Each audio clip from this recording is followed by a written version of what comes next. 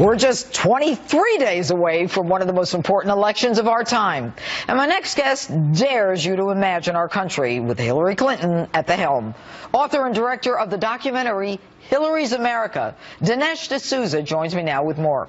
All right, Dinesh, talk about what Donald Trump needs to do in this next debate. He's probably in the position of a fighter who's behind on points, and it would be good for him to go for a knockout. He needs to throw to Hillary the kind of questions that have the chance of dropping her to the canvas. We saw in the second debate that she is not that well equipped when she moves out of familiar territory. So he needs to, and he has the guts to do it. He's probably one of the very few Republicans who does. So I think he needs to go for it, and I have a couple of ideas of how he can do that. Well, what's interesting is that everybody knew that because it was a town hall, it was a different setting, that he had an advantage because he's a people person. And what's interesting is she is actually in New York set up a studio, which is the exact setup of what the debate hall will be like on Wednesday night, and it's a moderator again, more her comfort zone.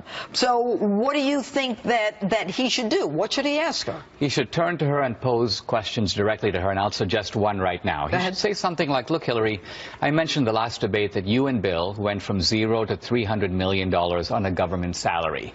Now, you didn't invent the iPhone. You didn't start a business. So what product were you selling to enable you to get so rich? Isn't it a fact that the product that you are actually selling is U.S. government policy? And doesn't that make you the most corrupt Secretary of State and possibly the most corrupt president we've ever had? And so when she says, well, my husband was making money giving speeches, what do you say? Then he says, well, Hillary, Bill's speaking fee was $150,000 in line with all the other presidents. But the moment you became Secretary of State, his speaking fee quadrupled to the $500,000 to $750,000 range for a 20-minute speech. Do you think people were actually paying your husband to give his usual pablum and rubbish? No. This was a kind of a bribe, a down payment on something that they wanted you to do. And very often you did it. And then tens of millions of dollars flowed to your foundation in appreciation. Isn't that the pattern that we've seen again and again and again?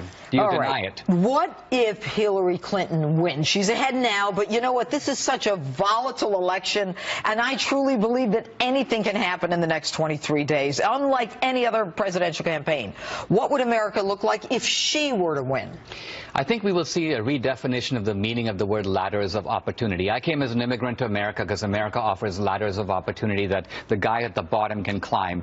In Hillary's America, the ladder of opportunity is how close you are to Hillary. What have you done for Hillary? It's a little bit like the opening scene in The Godfather, where you have to kiss the Godfather's ring to get ahead. That's Hillary's America. It's a more gangsterized America. It's more like what you see in countries like Venezuela and India, which are run by gangs. Well, you know, in your movie, Hillary's America, and your book as well, and I've read and seen both, the idea of not actually working, but taking the Saul Alinsky model and having everyone else work, and then you kind of reaping the benefits, is kind of a frightening concept, but also the Constitution being brushed by the wayside.